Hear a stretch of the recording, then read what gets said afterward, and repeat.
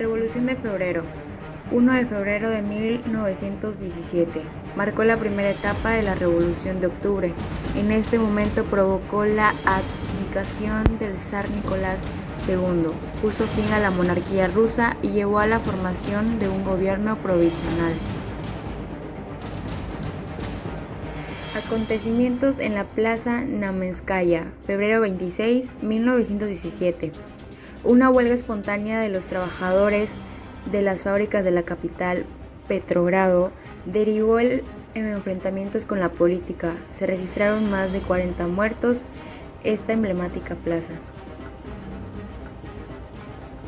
Decreto 1 del Soviet de Petrogrado, 1 de marzo de 1917.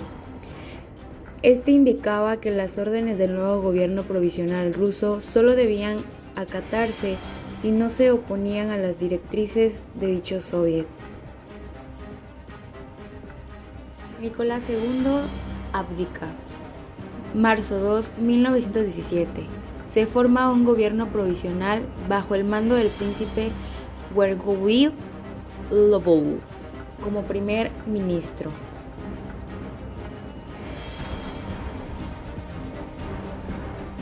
Lenin regresa a Rusia.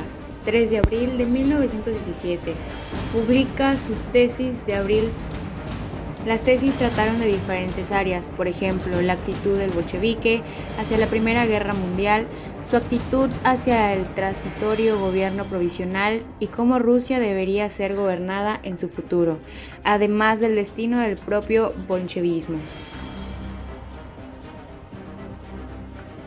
Pavel Miliukov publica sus notas, abril 20, 1917 hasta septiembre 4, 1917. Cae el gobierno provisional.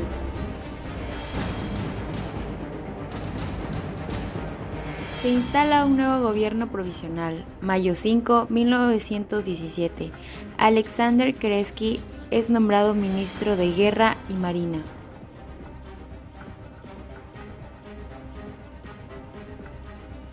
Kerensky ordena una ofensiva contra las fuerzas austrohúngaras. Junio 16, 1917.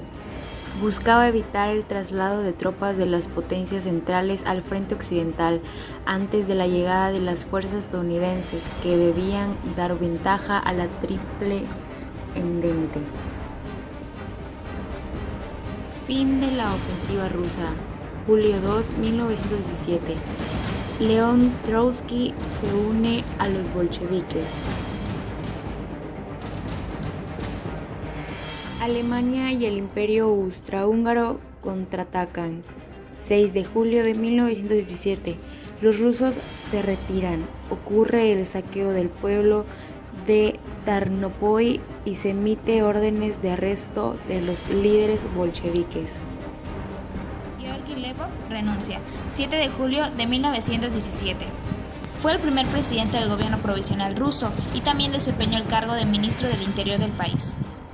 Renunció a su cargo tras recibir de sus ministros socialistas una lista de principios generales que debían dar pie a un programa de reformas políticas y que se basaba en las resoluciones del primer Congreso panruso de los soviets, demasiado radical para Lvov. Este rechazó la propuesta y dimitió, por lo que Alexander Kerensky subió al poder. Trotsky y Lunacharsky son arrestados. 22 de julio de 1917.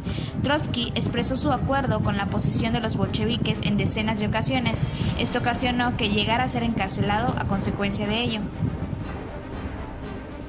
Kornilovich es arrestado y hecho prisionero. 1 de septiembre de 1917.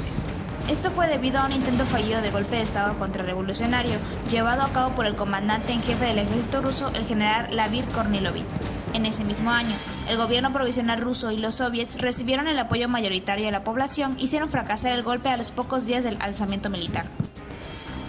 Se forma el tercer gobierno de coalición, 25 de septiembre de 1917. Este se forma cuando un grupo parlamentario no tiene mayoría suficiente como para formar un gobierno, por lo que se ve obligado a pactar con otro grupo, normalmente de ideología política, a fin para formar un gobierno conjunto. Encuentro del Comité Revolucionario Soviético del Soviet de Petrogrado, 20 de octubre de 1917. En este encuentro se enviaron a trabajadores y soldados armados a tomar edificios clave en Petrogrado. Comienza la Revolución de Octubre el día 20 de 1917. Mientras el Comité Revolucionario envía a trabajadores y soldados armados a tomar edificios clave en Petrogrado, el Palacio de Invierno es atacado y capturado, por lo que Kerensky escapa de Petrogrado.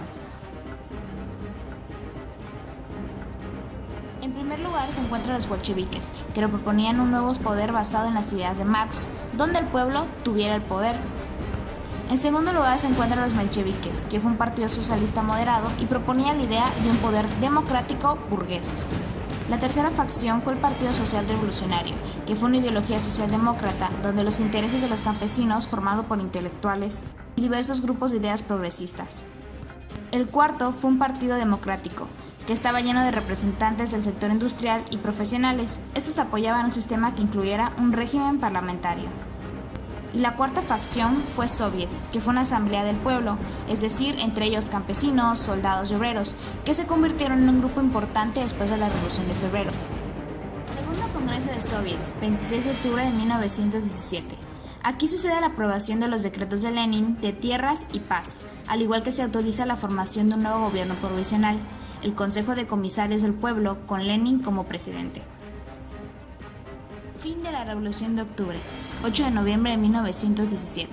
Terminó con los resultados de progresión de elección, teniendo en mayoría a su favor el Partido Socialista Revolucionario. ¿Pero cómo termina la Revolución Rusa? En pocas palabras, se podría definir como una serie de levantamientos acontecidos en 1917 para derrocar al zar Nicolás II y posteriormente al gobierno provisional. Finalizó con las insurrecciones, que se saldaron con la abdicación del zar, la caída del gobierno provisional y la toma del poder por parte de los bolcheviques encabezados por Lenin. La Revolución Rusa fue uno de los acontecimientos más importantes del siglo XX, acontecimiento que está a la par de las dos guerras mundiales o el fin de la Guerra Fría. Este significó el pasaje de una organización política de tipo absolutista a una organización de tipo comunista, acabando con 3 siglos de dominio zarista y dio inicio a uno de los imperios más poderosos del siglo XX, la Unión Soviética.